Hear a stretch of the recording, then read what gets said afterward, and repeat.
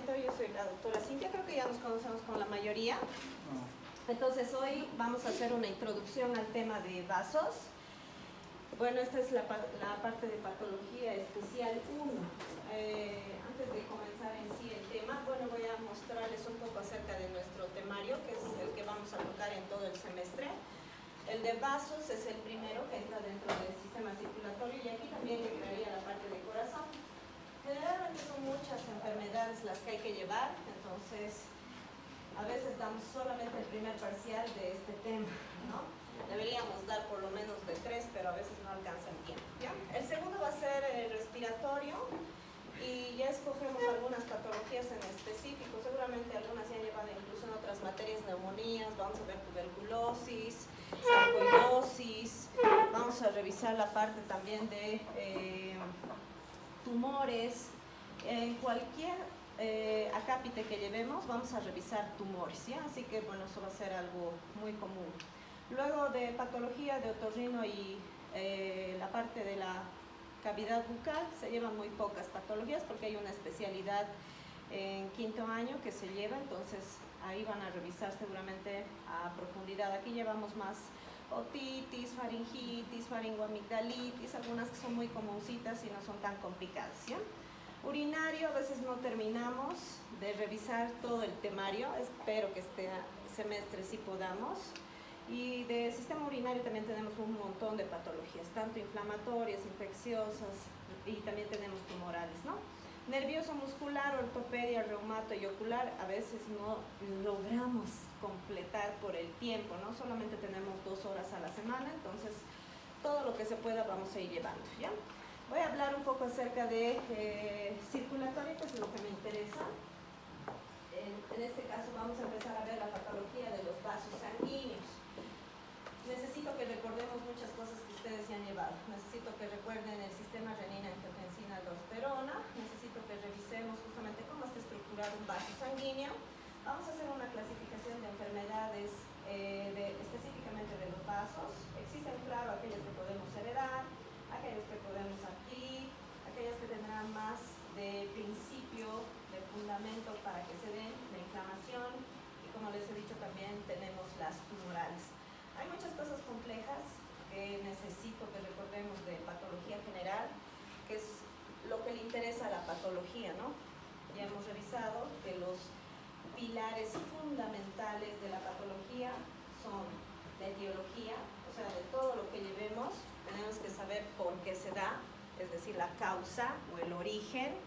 Claro que habrán algunas enfermedades en las que no sepamos cuál es el origen, a esas se llamarán obviamente idiopáticas, que no se sabe en realidad qué realmente lo desencadena, y aquellas también que tengan múltiples factores que lo causan también entran dentro de este grupo, ¿no? Entonces vamos a ver de todo, siempre la causa nos importa, de todas las patologías de los vasos, ¿ya?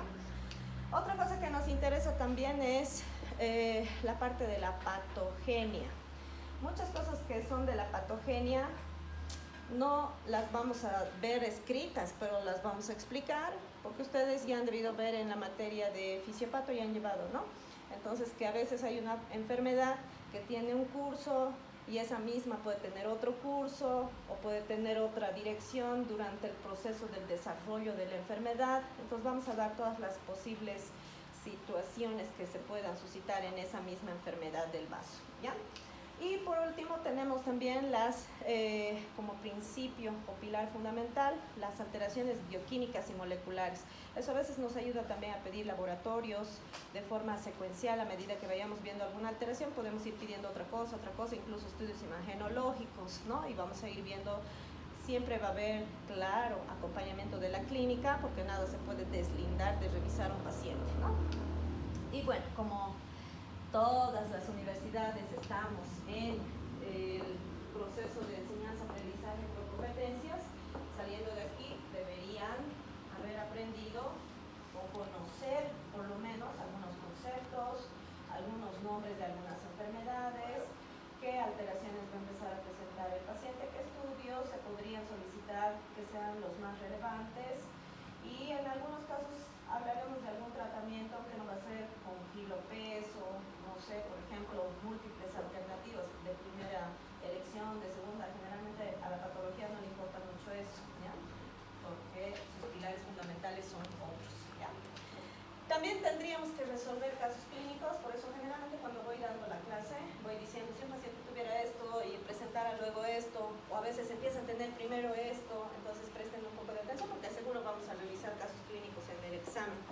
siempre va a aparecer en el parcial, ¿ya? Y bueno, habrán enfermedades que no hay una cosa que me diga qué es lo que tenga, sino un conjunto de cosas que se llamarán criterios, sobre todo en las vasculitis que vamos a revisar, que son múltiples de tipo inmunitarias, las de Wegener, Chag-Strauss, por ejemplo las de Henoch-Schnoelen y otras, Wegener y otras que vamos a revisar. Seguramente revisaremos más criterios, porque no se puede decir con una sola cosa que es esa enfermedad, ¿ya? Entonces también hay que prestar un poquito de atención para poder tener esa competencia, esa habilidad, ¿no? Y siempre, bueno, también es competencia que nos respetemos, que pregunten, que no se queden callados, ¿no? Entonces siempre traten también de venir leyendo, ¿ya? Esto les voy a pasar, ya tenemos grupo de WhatsApp, ¿no? ¿Sí? ¿Me haces el recuerdo para... ¿Tú no estás? Pinche, ¿quién ha hecho el grupo de WhatsApp? ¿Quién ha creado el grupo de WhatsApp? ¿Quiénes están en el de WhatsApp? ¿Tú? Te encargo que me hagas recuerdo para pasar esto ya, para la siguiente clase que ya tenga. Entonces, vamos a ir viendo primero lo que sería algunos recordatorios, ¿ya? Porque luego después yo salgo de aquí y desconozco todo. Y yo no me acuerdo si tengo que decirles algo o hacer algo.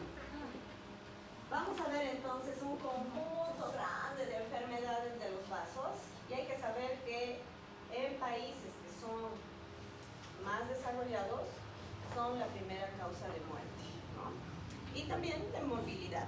En nuestro país, claro, hay otras enfermedades, desnutrición, infecciosas, pero son importantes cuando tenemos, por ejemplo, en cuenta departamentos que tal vez están un poco más avanzados o que tienen ciudades donde hay bastante población y uno trabaja, no sé, o ustedes que van a ir a rotar en la parte central, no sé, de Cochabamba, seguro van a encontrar pacientes que tengan patologías de los vasos, ¿no? No es que tampoco sea ajeno. Por ejemplo, dentro de las patologías de los vasos está la hipertensión, y hay mucho paciente con hipertensión arterial, ¿no? Entonces necesito que sí sepan que representa una gran cantidad de mortandad en cualquier territorio, pero más en países que sean más desarrollados e industrializados, ¿no? También hay que saber lo siguiente, que la mayoría de las enfermedades de los vasos, para que se dé la enfermedad del vaso, existen dos mecanismos básicos. Uno, que va a ser el estrechamiento de la luz de un vaso, que sería la estenosis, o puede ser también la oclusión total, o sea, una obstrucción, y puede llevarnos a desarrollar alguna enfermedad. Por ejemplo, un mecanismo para que se pueda llegar a dar la hipertensión que estamos comentando es pues que se estreche la luz de los vasos, sobre todo aquellos que sean arteriolas, que hayan llevado en histología, y las arteriolas son las que regulan la presión arterial, ¿no? ¿Qué tipos de arteriolas existen? Microscópicamente. No. No del riñón, del glomérulo renal, del corpúsculo, no. ¿Qué tipos de arteriolas existen?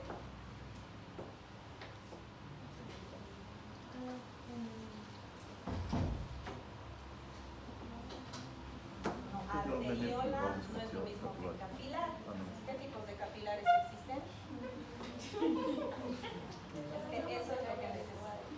Capilares, por ejemplo, continuos, existen capilares sinusoidales que han debido ver, por ejemplo, en el hígado, aquellos con diafragma, sin diafragma, que seguramente también los han visto, ¿no?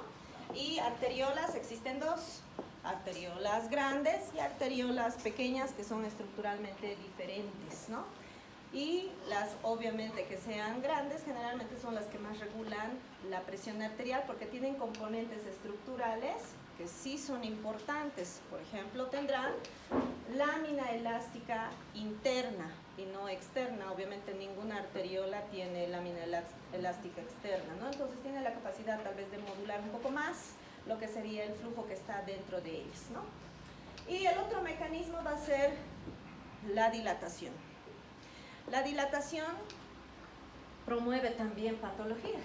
Ahora vamos a recordar la famosa triada de Virchow que ya han llevado en patología general. A ver, vamos a empezar los que han pasado placas conmigo y que han revisado la triada de Virchow. ¿Cuál era la triada? ¿Cuál era la triada? Pues que sí. ¿Cuál es la triada? ¿Les he enseñado? Mi mamá sí. ¿Se acuerdan del triangulito chiquito que hemos hecho en la pizarra? Estancamiento de flujo. Eso es. Eran alteraciones del flujo, que eran dos. Uno, estasis, no éxtasis, ¿no? Éxtasis es droga, ¿no?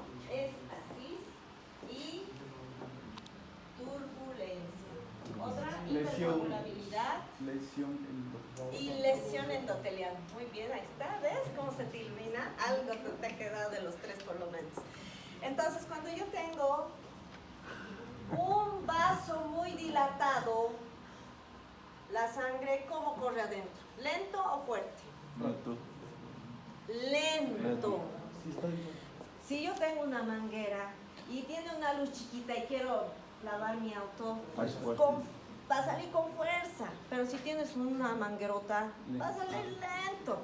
Entonces adentro, cuando está dilatado el vaso, lento. Eso se llama éxtasis. Y si hay éxtasis, va a haber... ¿Para qué era la triada de Virchow? Ver inflamação. No. Não, perdão. Se está rápido que vai ver. Se No. está lento. ¿Para qué era la triada de Virchow? Porque eso yo les he enseñado. A ver, ¿qué ha sido estudiando? ¿Para qué era la triada de Virchow? ¿Qué decía? Si hay esto, ¿qué va a pasar? ¿Qué pasa con la cascada? Cualquier cosa de las tres de la triada, si hay, ¿qué pasa? Exacto, ahí está. Se te está iluminando. Trombosis. La éxtasis lleva a la formación de coágulos. Se activa la cascada de coagulación que dice su compañera y se da la trombosis, ¿no? O sea, en cualquier mecanismo de algún vaso que yo tenga dilatado, voy a tener consecuencias que van a ser trombosis, por ejemplo, una de ellas, ¿no? Y si hay trombosis, obstrucción. O sea, un mecanismo puede llevar también a otro, claro que sí. Por ejemplo, también puede ser al revés, sí. Si digamos yo tengo, aquí estoy mostrando un vaso sanguíneo, esto es una placa de ateroma, muy bien, ahí está, ya saben. Una placa de ateroma, si yo tengo una placa de ateroma, se disminuye el lumen del vaso. Y si se disminuye el lumen, el flujo va a estar fuerte aquí, pero más allá va a estar un poco más lento y ha desencadenado lo que es desregulación de los cambios estructurales de la pared del vaso, porque no todos nuestros vasos se quedan así estáticos, me formé y ya está. No, todo el tiempo se cambia lo que tiene la pared de un vaso. Entonces, puede ser que esos cambios desaten una dilatación. Una estenosis puede llevar a una dilatación y una dilatación también podría desatar procesos de estenosis por diferentes formas entonces, ¿ya? Ahora, estos mecanismos claro que son básicos para todas las patologías de los vasos en general, pero vamos a ir viendo en cada enfermedad cuál será también el mecanismo, la causa y los cambios obviamente que va a desatar como consecuencias, ¿ya? Esto. ¿Qué se llamaría esto? Cuando un pequeño segmento de un vaso arterial o incluso de una parte de la pared del corazón se dilata. Aneurisma. Muy bien, exactamente. Entonces, esta imagen, por si acaso, es de aneurisma, ¿ya? Y existen aneurismas que son globosos, saculares, y existen unos que son alargados, tendría que ser el englobamiento más o menos aquí, la parte más ancha, ese sería fusiforme. Existen dos tipos de aneurismas, ¿ya?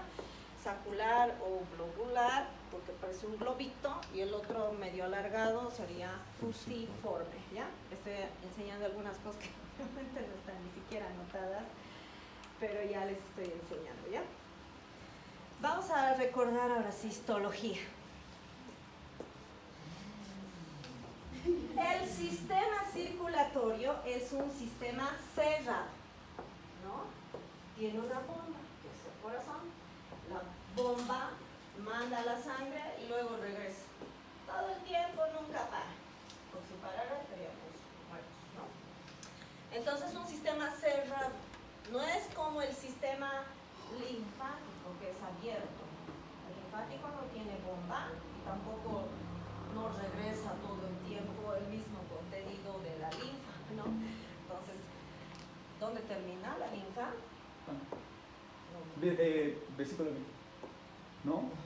¿En dónde? Todo tu cuerpo está al revés. ¿Dónde termina la linfa? Se recoge toda la linfa y ¿dónde va?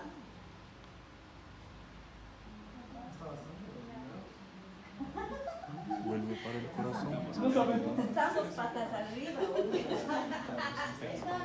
Exacto. Termina en el sistema circulatorio. Nuevamente se recoge toda la linfa, que es el exceso de líquido tisular, y se devuelve al torrente circulatorio por la vena yugular, ¿no? Exacto. Y bueno, vena subclavia también podría ser un lugar donde termine, aunque menos cantidad. Yugular es el lugar donde se libera la linfa y entra de nuevo al torrente circulatorio, ¿ya? Entonces, ya hemos aprendido por histología que del corazón tenemos 4 cámaras. ¿Cuáles son las cámaras? ¿Qué? No focos. Dois átrios e Câmara? dois ventrículos. Cámaras. 2 átrios e 2 ventrículos. Atrios y ventrículos o aurículas y ventrículos, ¿no ven? Izquierdos, derechos, ¿no? ¿Qué sale del ventrículo izquierdo? Válvula tris. ¿Qué vaso sanguíneo vaso. importante, grande, sale del ventrículo? Exacto, la aorta. ¿Y del derecho? Arteria pulmonar o tronco pulmonar, ¿no? Sale la sangre y va al cuerpo, nos nutre a través de ramas, ¿no? Por ejemplo, las primeras ramas que salen de la aorta son arterias de tipo elásticas, porque no necesitan impulsar la sangre porque la bomba lo hace. Y luego ya las otras arterias a las que van a ser musculares, si tienen más músculo, porque necesitan impulsar la sangre más allá, a la periferia en el cuerpo, para que lleguen a los capilares. Y de los capilares, el flujo siempre va a ser muy lento para nutrir células y pasa luego a las venas pequeñas o venas postcapilares, venas que son medianas, venas que van a ser grandes y regresan al corazón. ¿Qué vena entra en la aurícula izquierda? Nada de troncos. Izquierda. ¿Qué vena llega a la aurícula izquierda? Vena pulmonar. Ah. ¿Y a la derecha? Ahora sí, la que estabas diciendo. A la derecha, Cavas. Las cavas. ¿No ves? Oye, toda Nata ya se han olvidado en un Esto segundo. Y ahora vamos a lo de esto. Entonces, las arterias elásticas se llaman elásticas porque en la túnica media, vamos a recordar, en un corte transversal de una arteria elástica tenemos túnica íntima, media y adventicia. La íntima tiene endotelio, subendotelio, lámina elástica interna, que sería esta rayita negra. Luego viene túnica media, láminas elásticas en medio de las fibras de músculo liso. Y luego viene lámina elástica externa, que sería esta rayita negra. La adventicia, que tiene tejido conectivo. ¿Para qué me sirve saber que tiene fibras elásticas, que están en la media? ¿Para qué me sirve saber histología? Para las enfermedades, que estamos en patología. Entonces,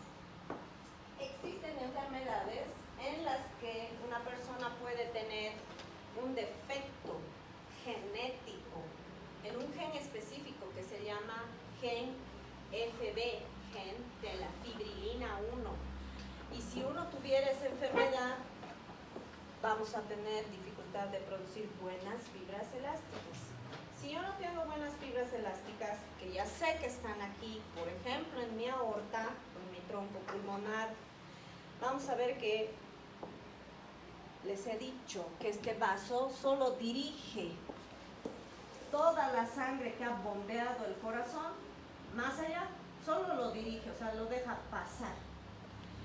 Si el corazón bombeara y esas fibras no están bien, se va a romper la aorta o se va a empezar a dilatar y voy a generar un aneurisma.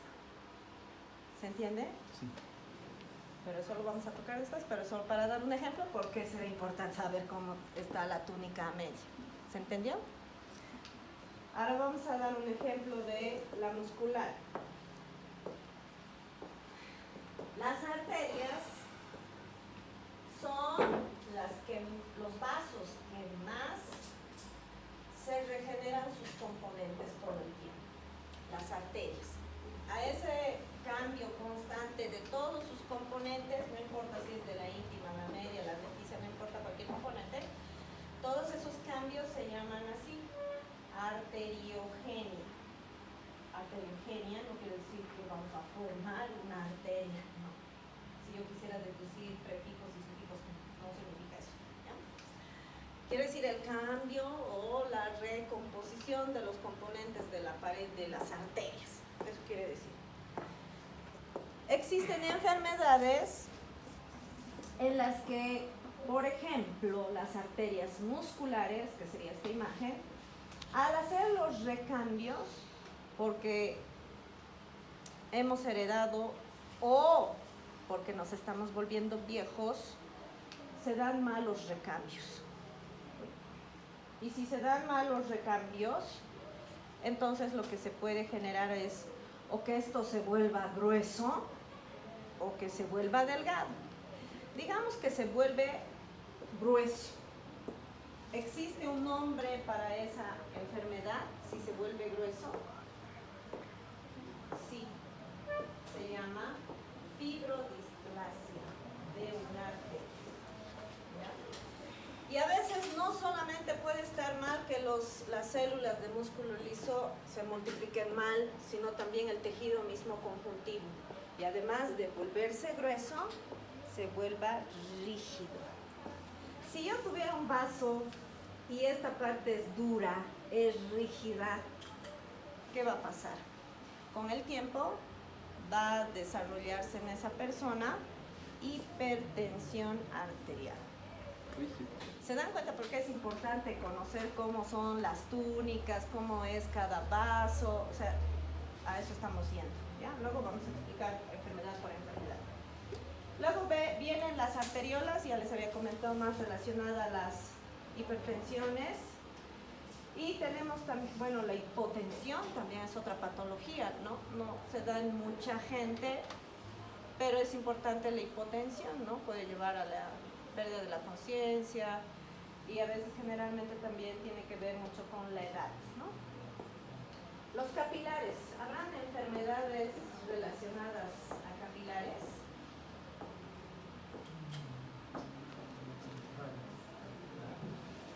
¿Sí? ¿Qué enfermedad creen que se relacione con los capilares?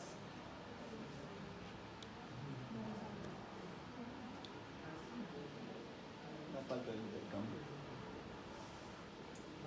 Si hubiera falta de intercambio, generalmente tienen que ver los otros vasos tal vez que se han ocluido, ¿no? Con relación a los microvasos, más podríamos tal vez dar de ejemplos tumores. Por ejemplo, y bueno, pseudotumores. ¿Qué es pseudo? Falso tumor, ¿no?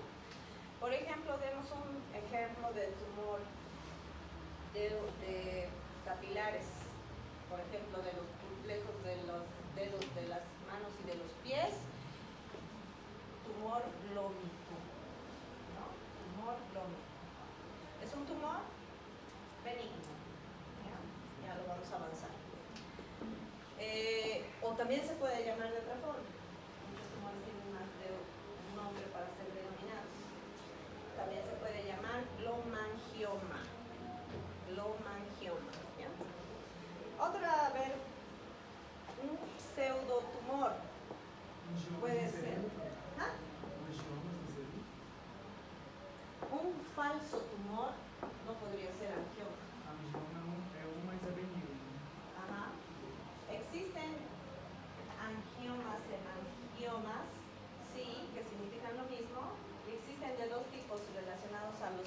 tumores que voy a hablar también, que son angiomas o no angiomas cavernosos, y aquellos que son simples, que quiere decir que no están tan dilatados. Y ambos son benignos, ¿ya? Les estaba diciendo falsos tumores. Falsos tumores, por ejemplo, puedo mencionar que han llevado ya. A ver, vamos a revisar. ¿Alguien se acuerda qué significaba CREST? El anterior semestre han llevado general, ¿no? Pato general. Pero ya han llevado pato general. Pato general han revisado enfermedades inmunitarias. Y en enfermedades inmunitarias se revisa la esclerodermia o la esclerosis sistémica, ¿no? La esclerodermia existe de dos tipos, la que se llama limitada y la que se llama difusa. La limitada también tiene otro nombre, se llama CREST. ¿Qué significa CREST? Porque eso les he enseñado. ¿Qué significa CREST? Van a ir a revisar esos álbumes de hace 2 semestres. ¿Qué significa CREST? C, calcinosis. R, fenómeno de Raynaud, ¿no? E, esclerosis del esófago. S, esclerodactilia, mis dedos duros, ¿no? Y T, Tumor. si alguien me dice que es T, tiene un punto. Pero ahí se lo apunto para 3, 2, 1, 0, se lo perdí. Telangiectasias. ¿Y eso? Son pseudotumor. Hoy día ya se aprendido. Sí. Pero lo sabías ya de ninguno. Porque no pueden decir que no sabían que era CREST. CREST, vamos a avanzar. Telangiectasias. ¿Cómo se define telangiectasia? Es la dilatación de un vaso en un pequeño sector. Y existen 2 tipos de telangiectasias que vamos a avanzar ahora en este semestre. Una que se llama, que me encanta preguntar, de Osler-Weber-Rendu. Y la otra que se llama tipo araña. Esta, seguro. No, la de Osler-Weber-Rendu me gusta. Porque sé que No sé ni cómo se solamente escribe.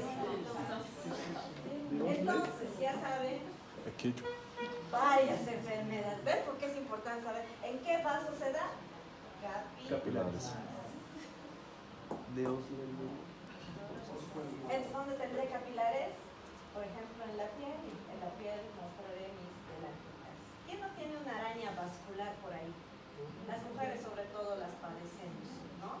Las arañitas o los vasos demasiado dilatados, rojitos, sobre todo se aparecen en la nariz, en las piernas, ¿no? En algunos sectores tiene de predilección. Son fenómenos un poco en relación al envejecimiento. En los ojos también es Telex está. Claro que sí. Siguiendo, venas. Las venas no son igual que el resto de los vasos, tienen menos capas.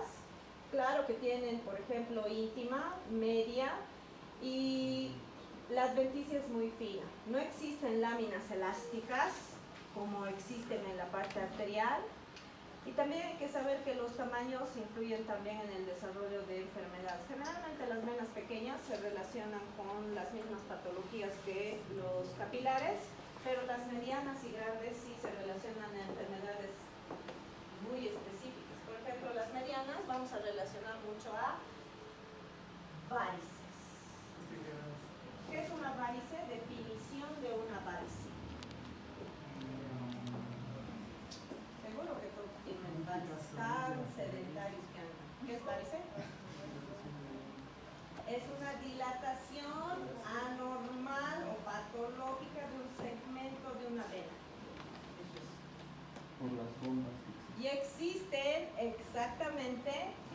lugares donde las venas se dilatan y tienen otro nombre. Por ejemplo, en el ano se llaman almorranas o hemorroides. Son varices, ¿no? Pero no se llaman varices ahí.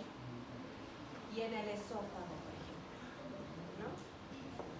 Esas se llamarán, sí, varices esofágicas específicamente, ¿no? Y varices también se puede dar generalmente en los miembros inferiores, ¿no? Ahí un ejemplo. Y en el caso de las grandes, por ejemplo, existen situaciones especiales de algunos tumores que de la circulación de la parte del abdomen, por recoger la sangre, las células de un tumor pueden recorrer este trayecto y les encanta fijarse a la pared. Y eso desencadena síndromes paraneoplásicos, que ya les he enseñado. ¿Qué es un síndrome paraneoplásico? ¿Qué es un síndrome paraneoplásico? Crescimento, nascimento, formação de novas. Paraneoplásico quiere decir aquel tumor que yo tengo maligno o benigno, generalmente más maligno, hace que se desencadene otra enfermedad. Eso es un síndrome paraneoplásico. No pasa en todas las personas, solo en 10 a 15% de las personas. Pero en ese 10 a 15, a veces me ayuda a descubrir qué tumor tiene. Por ejemplo, los tumores, ya sea del abdomen, pueden desatarme algo que se llama síndrome de la vena cava inferior. Y los tumores que sean, por ejemplo, de pulmón, bronquio, me causan síndrome de la vena cava superior. No sé cuántas enfermedades ya he dicho. ¿Ver? Ojalá que estén tomando apuntes a la velocidad de la luz y deformen todas las letras. Hay algunos puntillos nada más de lo que hemos hablado, ¿ya? Términos conocidos antes de empezar las enfermedades. ¿Qué hora es? Yo puedo hablar hasta mañana. Me van a hacer recuerdo porque después me paso. 7:26. 26. Uy, hasta aquí vamos a revisar unos 3 términos y nos vamos. Ya. Vamos a ver que hay términos que los vamos a utilizar y uno de ellos ya lo he enseñado. Hace rato he dicho el recambio constante de los componentes de los vasos se llama, sobre todo de arterias, arteriogenia. ¿Ves cómo hay que tomar un buen apunte? Porque si le tiras otra cosa, ya estás bien. Arteriogenia es la remodelación. Vamos a hablar de otros 2 términos. Esto ya les he enseñado también en patogeneral. Es la angiogénesis. ¿Qué es angiogénesis? Crecimiento de nuevos vasos a partir de uno ya preexistente, ¿no? Eso es angiogénesis. Tiene otro nombre también, puedo usar, si no es angiogénesis, neovascularización, es lo mismo. Y voy a hablar de otro término, que es vasculogénesis. La vasculogénesis es la formación de un vaso de novo, nuevecito de paquete, que no sale de otro. Eso solo se ve en la embriogénesis, cuando me estoy formando en mi vida intrauterina. ¿Vale? Pues no se olviden, no es lo mismo angiogénesis, vasculogénesis, arteriogenia o arteriogénesis también puedo decir. ¿No ven? Ahí vamos a tener que quedar. O sea, no ha avanzado ni una enfermedad, pero ya he mencionado muchas. Ok, doctor. Aprendí historia. Ahora sí. Antes de irnos, vamos a 3 preguntas. Vasculogénesis. Yacine, defina aneurisma. Hoy día enseñado.